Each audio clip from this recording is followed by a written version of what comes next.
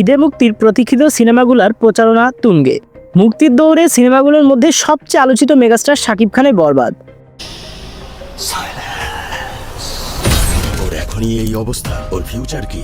আমি আমার ফিউচার নিয়ে ভাবি না। শাকিব খানের এই সিনেমা নিয়ে বরাবরের মতো দর্শকদের আগ্রহ অনেক বেশি। সিনেমাগুলোর মধ্যে কোনোটা রয়েছে সেন্সর সার্টিফিকেশন সনদ পাওয়ার অপেক্ষায়। বলা যায় এগিয়ে আছে প্রায় সব সিনেমা। তবে শাকিব খানের বরবাদ সিনেমা নিয়ে রয়েছে এখনও শঙ্কা। ঈদের সিনেমা হিসেবে যতটা দিন যাচ্ছে মুক্তির সম্ভাবনা কতটা রয়েছে সে প্রশ্ন এখনও ঘুরছে।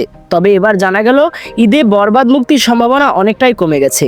এ তালিকায় উঠে আসে শাকিবের অন্তরাত্মা সিনেমাটি। তারা ভালোবাসে, কিন্তু তাদের ভালোবাসা জয়ী হয় না।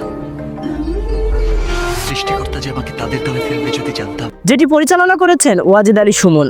2021 সালে অনেকটা ঢাকঢোল পিটিয়ে শাকিব খানের এই অন্তরাত্মা সিনেমার শুটিং শুরু হয়।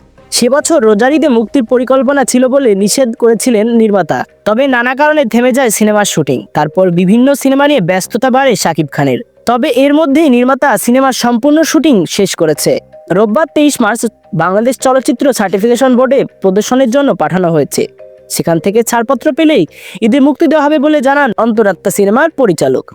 শাকিব খানের বিপরীতে অভিনয় করেছেন কলকাতার অভিনেত্রী দর্শনা বনি। সোহানী হোসেনের মূল গল্পে ফেয়ারি ফরহাদের চিত্রনাট্যে সিনেমাকে অনন্য সংক্রমণ করেছেন। সিনেমায় অভিনয় করেছেন শাহিদ শরীফ খান, অরুণা বিশ্বাস ও জুমা চৌধুরী সহ আরও অনেকে। বাংলা সিনেমার সংশ্লিষ্ট বেশ কিছু ফেসবুক গ্রুপে শনিবার রাত থেকে একাধিক সিনেমার সমালোচক ও শাকিব ভক্তরা দুশ্চিন্তার কথা জানিয়েছে। তারা কেউ কেউ লিখেছেন ঈদ হতে পারে শাকিবহীন, তাহলে সেটা সিনেমার জন্য হবে অসহনীয় সংকেত, কারণ শাকিবহীন ঈদ সিনেমাকে পিছিয়ে দেবে। ভক্ত ও সমালোচকদের প্রশ্ন, 2 মাসের বেশি সময় আগে সিনেমার কাজ শেষ হয়েও কেন মুক্তিতে জটিলতা তৈরি হচ্ছে?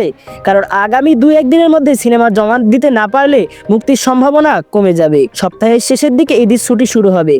তাই প্রশ্ন হচ্ছে, সময় যতই যাচ্ছে ততই বরবাদ মুক্তির সম্ভাবনা কি কমে আসছে? সিনেমাটি মুক্তি নিয়ে কথা হয় সিনেমার প্রযোজক শাহরিন আফতাবের সঙ্গে। তিনি জানান, আমরা তো কোনো এমন না যে আমরা পারমিশন ছাড়া বাইরে গিয়ে করেছি, আমরা পারমিশনের সাথেই করেছি। পারমিশন আসার পরে আমরা দেশ থেকে বের হচ্ছি সিনেমাটা করার জন্য।